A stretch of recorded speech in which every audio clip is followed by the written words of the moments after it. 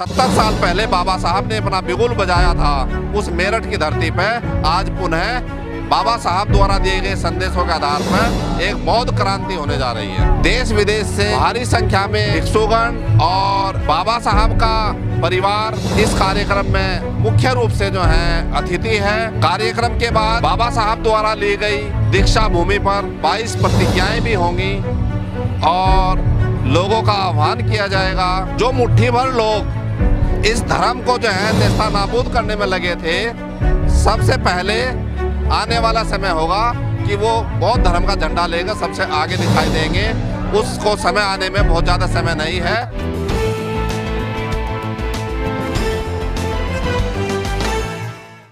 आज राष्ट्रीय बौद्ध महासम्मेलन का आयोजन मेरठ के अंदर कराया जा रहा है।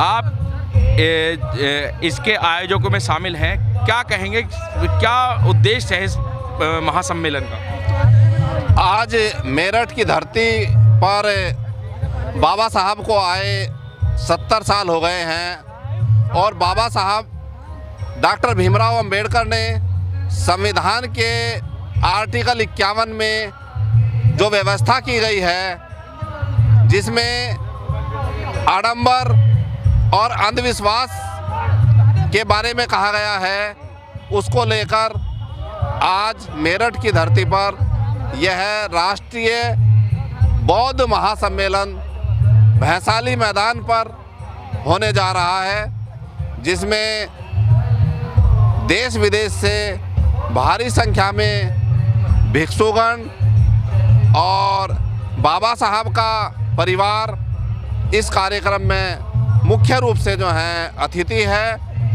और कार्यक्रम के बाद बाबा साहब द्वारा ली गई दीक्षा भूमि पर 22 प्रतिज्ञाएं भी होंगी और लोगों का आह्वान किया जाएगा कि जो लोग यहाँ नहीं आ पाएंगे वो अपने घर पर 22 प्रतिज्ञाएं प्रत्येक त्यौहार पर लेंगे। बड़ा सम्मेलन करा रहे हैं अब की बार, और ये उत्तर प्रदेश में खास तौर पर उस वक्त अपने आप में शौक करने जब हिंदुत्व की सरकार मानी जाती है उत्तर प्रदेश में।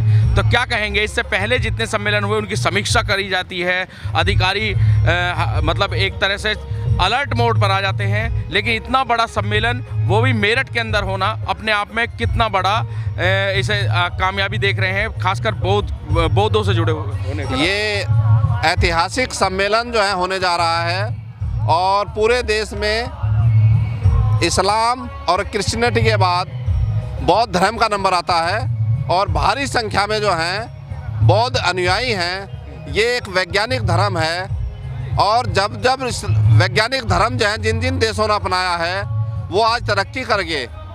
जापान इसका एक जीता जागता उदाहरण है। एक छोटा सा कंट्री पूरे देश के में जो है उन्होंने आर्थिक रूप से इतनी मजबूती हासिल की, और वो मजबूती सिर्फ इसीलिए हासिल हुई है कि उन्होंने भगवान बुद्ध के सिद्धांत को माना है। और भगवान बुद्ध का सिद्धांत समता, न्याय और बंधुता आधारित है और हमारे देश का संविधान भी भगवान बुद्ध के संदेशों पर आधारित है। इसलिए मेरठ की धरती पर भले ही इस प्रदेश में और देश में हिंदुत्व की सरकार है, लेकिन वो सरकार नफरत बांटने का काम कर रहे हैं। हम लोग प्यार और भाईचारा बांटने का काम और उसका संदेश इस भैंसाली मैदान से देने का आज कार्य कर रहे हैं। विदेशों में भी भारत की पहचान बुद्ध की धरती से होती है, तो क्या वजह रही कि इतने बड़े मतलब बुद्ध का जन्म स्थली भारत है, यहाँ यहाँ भारत ने मतलब बुद्ध जो है भारत ने दिए, लेकिन उसके बावजूद भी धर्म का प्रचार उस तरह से नहीं हो पाया या बुद्ध की विचारधारा उस तरह से नहीं पनप पाई। बीच में अगर हम बात करें कम से कम 20-30 दशक पहले की, तो शायद कहीं ना कहीं ये हाशिए पर चला गया था बौद्ध धर्म, लेकिन अब दोबारा से जिस तरह से ऊर्जा मिल रही है, क्या लगता है आगे का प्लान क्या है? आने वाले समय में पूरा भारत बौद्धमय होगा और जो मुट्ठी भर लोग इस धर्म को जो है नेस्तनाबूद करने में लगे थे, सबसे पहले आने वाला समय होगा कि वो बौद्ध धर्म का झंडा लेकर सबसे आगे दिखाई देंगे।